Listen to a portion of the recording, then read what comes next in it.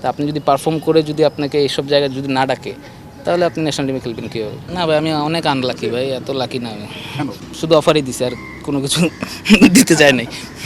বুঝতে পারছেন? এগুলা হচ্ছে ভুয়া কথা ভাই, তারকা মারকা বইলা কিছু নাই ভাই। না খায় থাকলে কেউ আপনারা আইসা আমাকে বলবেন না যে ভাই খান। বুঝতে পারছেন না? ভাই আইপিএল এ কি ইনশাল্লাহ দেখা যেতে পারে কি? ভক্তের কৌতূহলী জিজ্ঞাসা, ফিস কি আইপিএলে যাচ্ছেন? কারণ বিশ্রাম কাটিয়ে লম্বা সময় পরে মুস্তা হোম অফ ক্রিকেটে প্র্যাকটিসে, কিন্তু আইপিএল না ডিপিএল দিয়েই হয়তো কাটার মাস্টার আবারও মাঠে ফিরতে যাচ্ছেন। ইনডোরের আউটার মাঠে নেটে মুস্তা বলও করেছেন, পাশের নেটেই আবার মুশফিকুর রহিম জাতীয় দলের প্র্যাকটিস কিটে সাদা বলেই কি জিম্বাবুয়ের বিপক্ষে টেস্টের প্রস্তুতি নিচ্ছেন?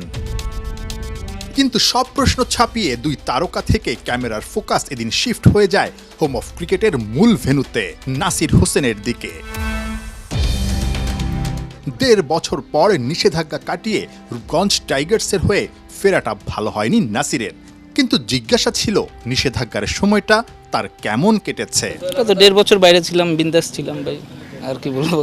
হোম অফ ক্রিকেটে অনেক দিন পরে খেলছেন, আলটিমেটলি দেখা যায় যে এরকম একটা লম্বা বিরতির পর খেললে অন্যরকম একটা ফিল হয়, যেটা আপনি বলছিলেন যে চিল ছিলেন, আজকে এসে আবার খেললেন, মানে অনেকটা ডেবু ম্যাচের মতো একটা ফিল লাগছিল কিনা, যে সবাই কিন্তু আপনাকে কেন্দ্র করেই সবাই একসাথে হয়েছে, আপনার ইন্টারভিউ নিচ্ছে, মানে সব ফোকাস আপনার দিকে ছিল। না, ডেবু ম্যাচের মতো ফিল হয় নাই, বাট অনেক কিছু নতুন নতুন লাগতেছিল। কারণ আপনি যদি খেলার আগের যে প্রিপারেশন ছিল, তো আমার মনে হয় যে আমি ১.৫ বছর পর আবার সেই প্রিপারেশন নিলাম আর কি, যে এরকম লাগেজ গোছানো, ব্যাগ গোছানো। তো অবশ্যই একটু নতুন লাগতেছিল, বাট ভালোই লাগতেছিল যে খেলবো এতদিন পর। তো যদি ভালো পারফর্ম করতে পারতাম তাহলে আরও খুব ভালো লাগতো। একটু লাকি মনে হয় কিনা, কারণ এরকম ক্রিকেটার কয়জন আছে আমি জানি না যে আসলে নিষেধাজ্ঞা শেষ হওয়ার পরদিনই আসলে ম্যাচ খেলতে নামতে পারে, মানে আপনি ওই জায়গা থেকে একটু লাকি মনে হয় কিনা আপনাকে? না ভাই, আমি অনেক আনলাকি ভাই, এত লাকি না আমি। আমার কাছে মনে হয় আর কি, বাট এখন এখন কি বলবো আর কি, যে হ্যাঁ ম্যাচ ছিল বিদায় আমি খেলছি, আরও অনেক টিমের অফার ছিল, বাট আমার কাছে মনে হয়েছে যে এই টিমে খেললে আমার জন্য ভালো হবে, সো আমি এই টিমে খেলছি। হ্যাঁ অফার ছিল, কিন্তু তারা শুধু অফারই দিছে, আর কোনো কিছু দিতে চায় নাই।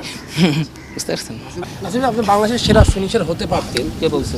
হতে পারতেন, আমার মাঠে দেখেছি আর কি, আমরা আপনি করেছি। জাতীয় দলে নাসিরকে ডাকা হতো মিস্টার ফিনিশার নামে, অথচ বড্ড অবেলাতেই নাসিরের ক্যারিয়ারটাই ফিনিশ হবার পথে। গধূলি লগ্নেও কি নাসির নতুন সূর্যের স্বপ্ন দেখেন? যেটা আপনি বলছিলেন মানুষ চাইলে সবই সম্ভব, আপনারা এখন 34 ইয়ার্স খুব সম্ভবত, কোনোভাবে কি ন্যাশনাল টিমের স্বপ্ন এখনও দেখেন কিনা? থাকে না যে আসলে মানুষ তো খেলে আসলে ওই স্বপ্নটা নিয়ে, তো আপনি কোনোভাবে কি আসলে ওই স্বপ্ন এখনও দেখেন কিনা, সম্ভব কিনা? আমার মনে হয় যে যারা যারা ক্রিকেট খেলে তারা সবাই ন্যাশনাল টিমে খেলার জন্যই ক্রিকেট খেলে। আমিও স্বপ্ন দেখি এবং এটা বিশ্বাস করি যে এখনও অপরচুনিটি আছে ন্যাশনাল টিমে। আপনি পারফর্ম করলে অবশ্যই ন্যাশনাল টিমে খেলতে পারবেন, বাট এখন আপনি যদি পারফর্ম করেন, সেটার মূল্যায়ন যদি ক্রিকেট বোর্ড করে, তাহলে অবশ্যই আপনি পারফর্ম করতে পারবেন। কারণ আপনি যদি দেখেন লাস্ট ইয়ার যেবার আমি বিপিএল ভালো খেললাম, তারপরে কিন্তু আমাকে এ টিমে বলেন বা প্র্যাকটিস ম্যাচ বলেন বা তারপরে যে টাইগার্স ক্রিকেট, আরও তো অনেক ধরনের খেলা ছিল, আমাকে কিন্তু কোথাও ডাকে নাই। তা আপনি যদি পারফর্ম করে যদি আপনাকে এইসব জায়গায় যদি না ডাকে, তাহলে আপনি ন্যাশনাল টিমে খেলবেন কীভাবে? তো এখন কি বলবো, অবশ্যই স্বপ্ন দেখি ন্যাশনাল টিমে খেলার, এবং এটা বিশ্বাস করি যে পারফর্ম করলে অবশ্যই আপনার কাছে সুযোগ আসবে। নাসিরের কথায় আক্ষেপের সুর, আর বুকে বুনেছেন এক অসম্ভব কঠিন স্বপ্নের বীজ।